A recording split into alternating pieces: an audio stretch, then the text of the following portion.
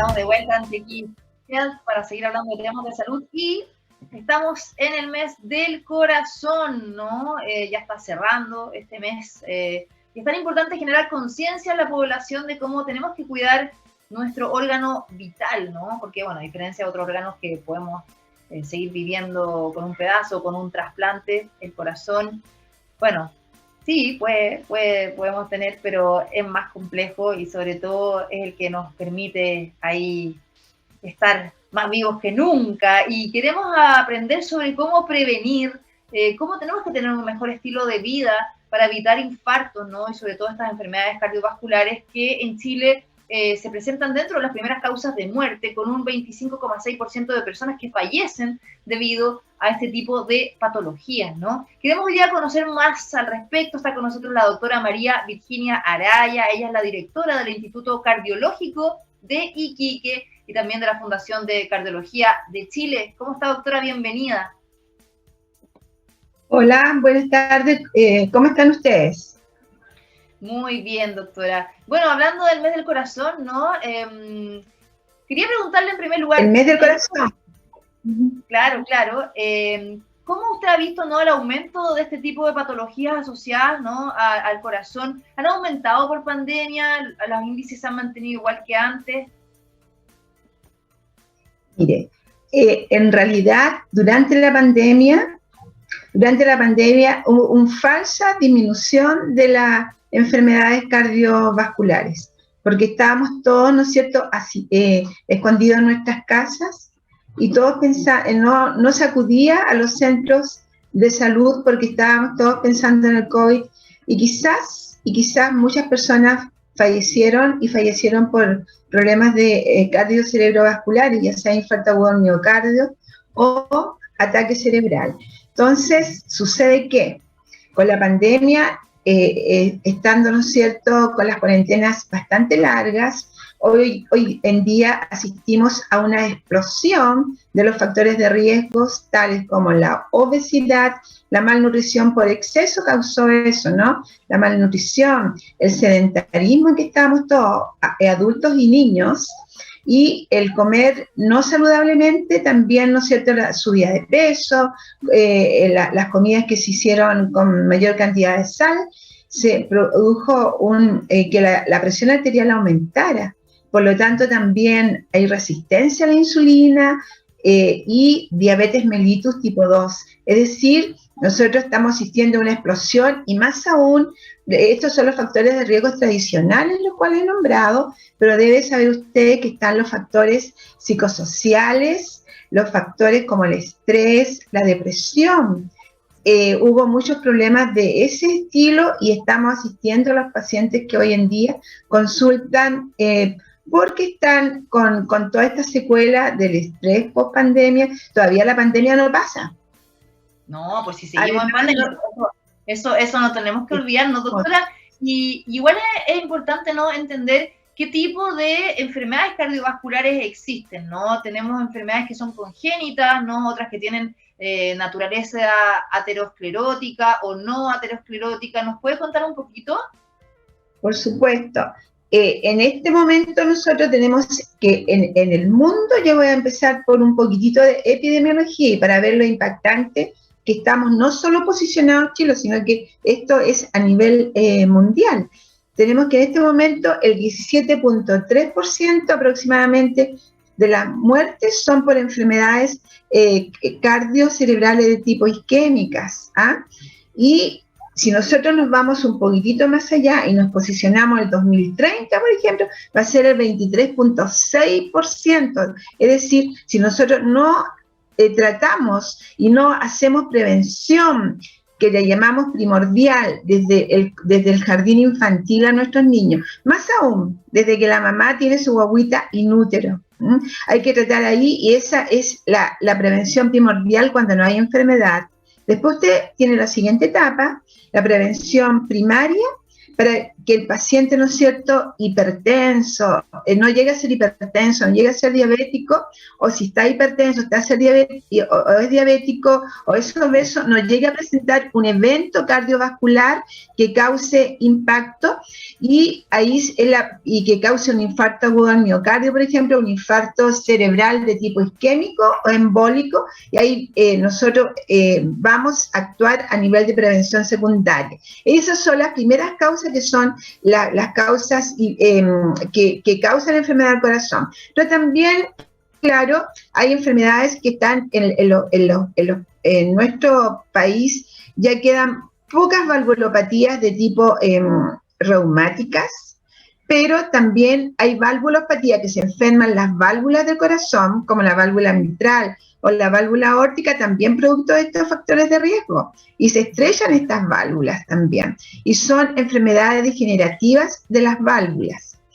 Tenemos también, ¿no es cierto?, enfermedades de tipo arrítmicas, que a veces los jóvenes pueden ser por el consumo de sustancias ilícitas, como son las drogas, ¿no es cierto?, la marihuana, la cocaína, ¿verdad?, el exceso de alcohol, el tabaco, el estrés mismo, y todo esto puede conllevar a que los pacientes presenten fibrilaciones auriculares a temprana edad.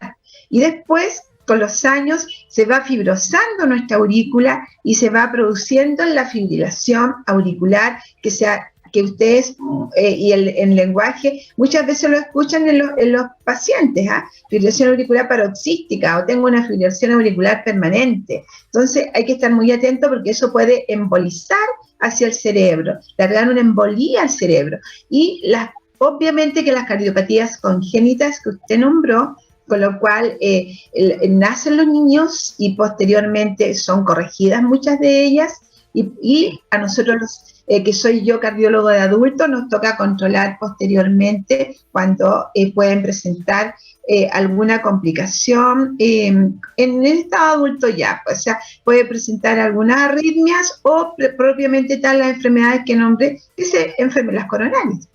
Claro, doctora, ¿y qué es lo que pasa, ¿no?, en nuestro corazón, ¿no?, o sea, con nuestras células cardíacas, que finalmente a través de todos estos factores de riesgo, en este caso usted mencionaba las drogas, el tabaco, ¿no?, los malos hábitos, las van dañando, y además que en general cuando se dañan las células cardíacas es diferente a otras células que no se regeneran como en otras partes del cuerpo, ¿no? Exacto, no es como el hígado, ¿no? Nosotros claro, el hígado se puede regenerar, no, pues el corazón, la célula muere y muere. Por eso que nosotros tenemos que estar muy atentos a cuidar nuestro corazón y a cuidarlo desde siempre. Es decir, el avance en prevenir, el avance farmacológico cuando ya está la enfermedad constituida, en cardiología se ha avanzado bastante. Por eso quizás nosotros tengamos menos mortalidad, ¿va? No así como, pero sigue siendo la primera causa a nivel mundial.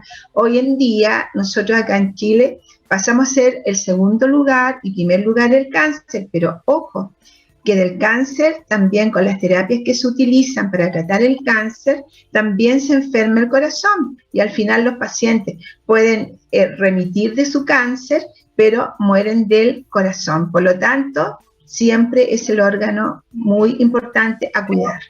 ¿Y eso es por el efecto secundario de algunos medicamentos? Por el efecto secundario de algunos medicamentos que se utilizan para tratar el cáncer y que producen, ¿no es cierto?, toxicidad a la misma célula que usted me nombró, que el miocito, ¿no es cierto?, cardíaco. Claro. Doctora, ¿en qué momento se llega a un trasplante de corazón? Porque también viendo un poco las cifras que hay en Chile, de hecho, de acuerdo a lo que ha dicho el Ministerio de Salud, el trasplante que fue el que más disminuyó casi 3 veces entre el año 2019 y 2020, que pasó de 20 a 7, y ahí me gustaría entendernos, o sea, en qué minuto una persona llega a necesitar un trasplante de corazón, y haciendo un poquito de historia, ¿no? Fue en 1968 cuando el doctor Jorge Kaplan entró a Pabellón junto a su equipo, y esto, bueno, después de varias horas concluyeron exitosamente en este primer trasplante de corazón que se realizó en Chile. Lamentablemente el doctor Kaplan falleció hace unos años. Esto fue en el Hospital Naval Almirante Neff de Valparaíso. Me gustaría saber eso, doctora. Bueno, nosotros es la última etapa a la cual nunca quisiéramos llegarnos al trasplante cardíaco. Hoy en día existen muchos fármacos, los cuales, ¿no es cierto?, y también device que le llamamos nosotros, instrumentos, los cuales se van colocando en el corazón para revertir arritmias, para mejorar la función cardíaca izquierda, también la derecha, ¿verdad? Entonces vamos retrasando que se llegue al trasplante. ¿Por qué? Porque es la etapa final, porque nosotros acá en Chile y en varias partes del mundo hay pocos donantes. Ahora usted me dice el 2020, el 2019. 2020 estábamos en plena pandemia, los hospitales estaban, pero ocupados con pacientes infectados con COVID. Entonces no hubo posibilidad de hacer trasplante cardíaco y ahí cae, pues. Y claro, entonces hoy en día afortunadamente existen fármacos muy eficaces y con los cuales nosotros mantenemos, y los devices que digo yo que son resincronizadores cardíacos, cardiodefibriladores, ¿no es cierto?, que son aparatos que nosotros, que se le instalan a los pacientes y podemos alargar este tiempo y los pacientes andan bastante bien. O sea, lo importante es la adherencia además al tratamiento de nuestros pacientes y también aquellos pacientes que se puedan corregir quirúrgicamente el defecto y ojalá no llegar a necesitar el trasplante cardíaco. Perfecto. Se ha avanzado, hace muchos años no se avanzaba en el tratamiento de la insuficiencia cardíaca, pero hoy en día afortunadamente estamos ganando terreno en este campo. Claro, lo que le quería preguntar, que a mí me parece súper importante, y un llamado a las personas, yo hice un curso hace unos años atrás de RCP, de reanimación cardiopulmonar, y a mí me parece que toda la gente debería saber estos conocimientos básicos de primeros auxilios, porque ya sea en la casa o en la calle, ¿no?, de cómo uno puede ayudar a alguien que a lo mejor le esté pasando algo en el corazón. No sé qué piensa usted y cómo además podríamos aprender. Es muy interesante, la Sociedad Chilena de Cardiología también se ha preocupado de eso y tenía un curso de nociones básicas que para reanimar, ¿no es cierto?, y el resorte muchas veces de enfermería misma, de las enfermeras que se ocupan de este campo en la cardiología, y nosotros, ¿no es cierto?, con un líder médico, enseñarle a reanimar, que son reanimaciones básicas, que se llama a las personas fuera del hospital. ¿Ah?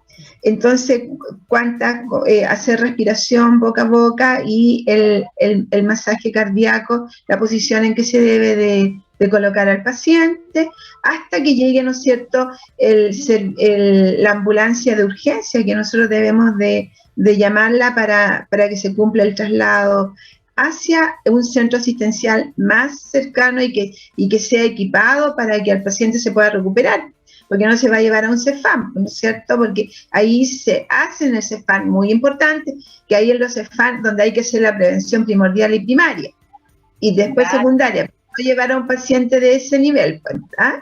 Entonces, todo esto está absolutamente coordinado en nuestro país, afortunadamente, a pesar que hay zonas que están extensos en nuestro país, que están bastante abandonados, ¿no es cierto?, y están lejanos a acudir a un centro que pueda ser a nivel terciario y poder, ¿no es cierto?, dar esta atención al paciente con cardiodefibrilador, ¿no es cierto?, y atenderlo más avanzadamente. Doctora, ¿hay algunos exámenes que uno puede hacerse como el chequeo para prevenir, ¿no? ¿Y desde qué edad o con qué antecedentes también genéticos, por ejemplo, más allá del estilo de vida, ¿no?, que es no ser sedentario, de alimentarse bien, dejar los vicios de lado, etcétera?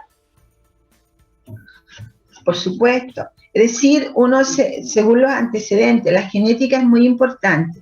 Si uno tiene genética de que el padre de uno falleció antes de los 55 años, es un factor que pesa mucho, o si la madre de uno falleció por uno de estos eventos isquémicos cardiocerebrovasculares, ¿no es cierto? O crisis hipertensiva, no sé, ¿verdad? Porque la hipertensión arterial per se produce enfermedad propiamente tal, y si es mujer, bajo los 60, hasta los 65 años, uno también es un factor genético que pesa mucho. Entonces allí el paciente desde los 20 años debería hacerse un chequeo y posteriormente cada 2 años, ¿ah? Y ver su colesterol, ver su glicemia, que no sea resistente a la insulina, porque la resistencia a la insulina produce un estado inflamatorio en el organismo, tomar las cifras de presión arterial, incentivar al paciente que coma sano, la dieta mediterránea, que es un bien inmaterial de la humanidad, y que consiste más en frutas, en frutos secos, en pescado. Si vamos a comer carne roja una vez a la semana, pero que sea carne magra, carnes blancas, legumbres, y todo eso está a nuestro alcance, ¿verdad? Que se usa mucho en la costa mediterránea de Europa, ahí nace ella, en España, Grecia, Italia. Entonces, en la dieta mediterránea tenemos que asimilarla, y la sal, tratar de disminuirla lo más que se pueda, porque la sal, fuera de producir estos problemas de hipertensión arterial, también produce, ¿no es cierto?, el otro fantasma que le nombré, que es el cáncer, ¿verdad? Cáncer, sí, también produce cáncer gástrico, tanto cáncer gástrico en nuestro país también. Doctora, para terminar, porque ya tenemos que despedirla, siempre he querido saber por qué a una persona le da un infarto fulminante y cae al piso y se muere. O sea, ¿qué pasa en el corazón? Sucede que en el corazón, pues, sucede que puede presentar una arritmia que se llama fibrilación ventricular. La fibrilación ventricular, el paciente hace una arritmia en el cual el corazón late irregularmente, por lo tanto el flujo sanguíneo cesa y el paciente cae fulminantemente fallecido, y por eso que es necesario tener, como en los países desarrollados, en las pistas donde van los vehículos y todo, tienen de estos cardiodefibriladores que son capaces, ¿no es cierto?, de ver qué arritmia presenta un paciente con las características que usted me nombra y aplicarle, ¿no es cierto?, una cardiodefibrilación, y no esperar de llegar a un centro especializado. Muchas veces es por esa la causa, y obviamente que puede ser un corazón el cual tuvo un gran infarto al miocardio, pero a veces puede ser una zona pequeña, pero es capaz de provocar este tipo de arritmia mortal. Mire, qué interesante, doctora. Siempre había querido saber eso, porque hay gente joven que a veces cae desplomada y no hay vuelta atrás. Así que ha sido muy interesante la conversación en esta idea, ¿no?, de prevenir estas enfermedades cardiovasculares, ¿no?, ya sea también accidentes cerebrovasculares, digo. Así que gracias a la doctora María Virginia Araya, directora del Instituto Cardiológico de Iquique y también de la Fundación de Cardiología de Chile. Gracias, doctora, por estar hoy día con nosotros. De nada, aunque yo quisiera agregar, bueno, los jóvenes tenemos, nosotros también puede haber estenosis aórtica importante o miocardiopatía hipertrófica, que son otras enfermedades y que ustedes han visto en las autopsias que presentan, por ejemplo, los futbolistas que son famosos y que han caído, ¿no es cierto?, en muerte súbita. Muchas gracias. Bueno, pues. Gracias, doctora, por todo lo que nos contó. Cuídese mucho. Igualmente. Chao, chao. Chao, y gracias también a ustedes que nos sintonizaron hoy día en TX Health, aquí en txplus.com. Recuerden que nuestro programa sigue ahí arriba para que lo escuchen cuando quieran, donde quieran, en Spotify, en SoundCloud y también online. Nos reencontramos la próxima semana en un nuevo capítulo el martes a las 12. Chao.